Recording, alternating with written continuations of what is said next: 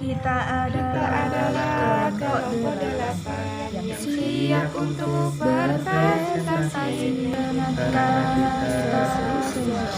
dan juga kompak serta berprestasi.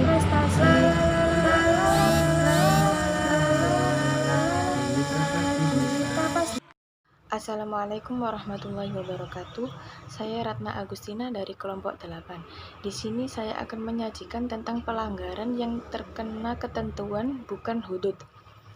Yang pertama, saya akan menyajikan dasar dalil nakli.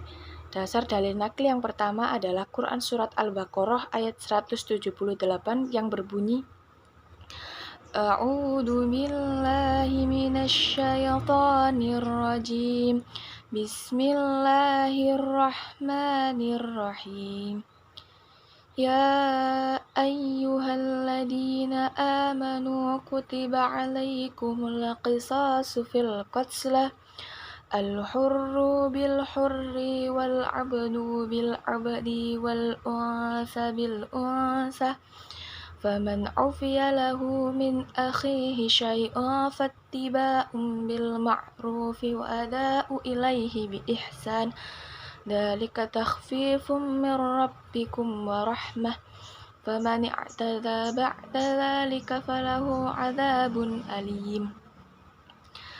Artinya, hai orang yang beriman, diwajibkan atas kamu qisas berkenaan dengan orang yang dibunuh, orang merdeka dengan orang merdeka, hamba dengan hamba, wanita dengan wanita. Maka barang siapa yang mendapatkan pemaafan dari saudaranya, hendaklah yang memaafkan mengikuti dengan cara yang baik, dan hendaklah yang diberi maaf membayar diat kepada orang yang memberi maaf dengan cara yang baik pula. Yang demikian itu adalah suatu keringanan dari Tuhan kamu dan suatu rahmat. Barang siapa yang melampaui batas sesudah itu, maka baginya siksaan yang pedih. Kemudian dasar dari nakli yang kedua yaitu Quran Surat Al-Ma'idah ayat 33 yang berbunyi, A'udzu billahi minasyaitonir rajim. Bismillahirrahmanirrahim. Innama jazaa'ul ladzina yuharibunallaha wa rasulahu wa yas'auna fil ardi fasada aw yuqattalu aw yusallabu aw yuqatta'a aydihim wa arjuluhum min khilafin aw yaghfaw minal ard dzalika lahum khizyun fid dunya wa lahum fil akhirati 'adzabun 'adzim. Artinya, sesungguhnya pembalasan terhadap orang-orang yang memerangi Allah dan Rasul-Nya dan membuat kerusakan di muka bumi hanyalah mereka yang dibunuh atau disalib. Orang dipotong tangan dan kaki mereka dengan bertimbal balik atau dibuang dari negeri tempat kediamannya. Yang demikian itu sebagai suatu penghinaan untuk mereka di dunia dan di akhirat. Mereka beroleh siksaan yang besar.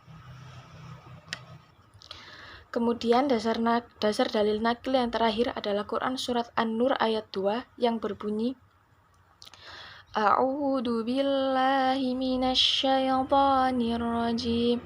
Bismillahirrahmanirrahim. Az-zaniyatu waz-zani fajlidu kulla wahidin minhuma mi'ata jaldah ولا تأخذكم بهما رأفة في دين الله إن كنتم تؤمنون بالله واليوم الآخر وليشهد عذابهما طائفة من المؤمنين.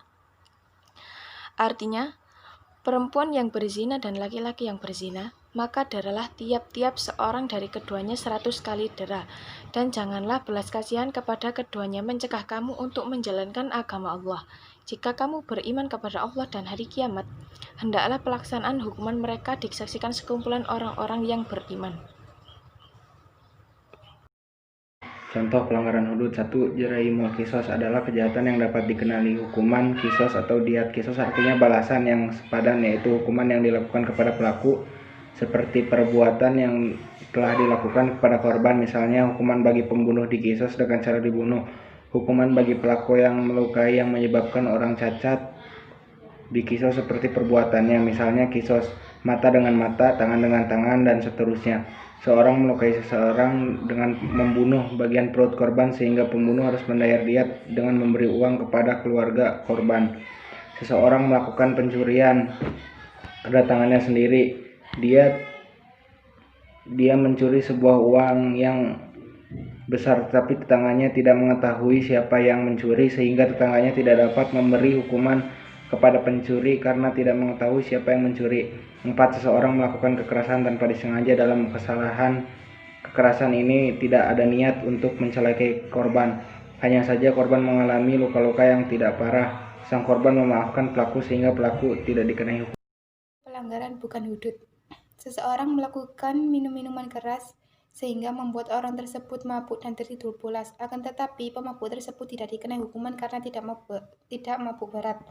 6. Pembegalan biasanya terjadi di jalan raya. Biasanya terjadi pada malam hari. Akan tetapi tidak ada yang mengenali pembegal tersebut, sehingga pembegal tersebut lolos dari hukuman. 7. Seseorang anak kecil dianggap mencuri karena telah mengambil uang ibunya secara diam-diam, sehingga anak tersebut tidak dikenai hukuman karena tidak sengaja dan belum mengerti. 8. Seseorang melakukan zina pada malam hari. Mereka adalah sepasang suami istri, sehingga mereka tidak dikenai hukuman. Hikmah pelanggaran hudud. Kita dapat membedakan pelanggaran yang bukan hudud. Dapat memberikan kita bahwa kejahatan ada hukumnya, menjadikan kita sebagai makhluk yang harus berhati-hati akan sesuatu yang kita perbuat, menghindari perbuatan maksiat. Kesimpulan, semua hukuman dan pelanggaran yang berkenaan dengan hudud mengacu pada hukum Islam yang sudah ditetapkan oleh Allah dan semua orang Islam harus menaatinya. Dan kita harus bisa membedakan kejahatan dan kebaikan agar tidak terjerumus dalam maksiat.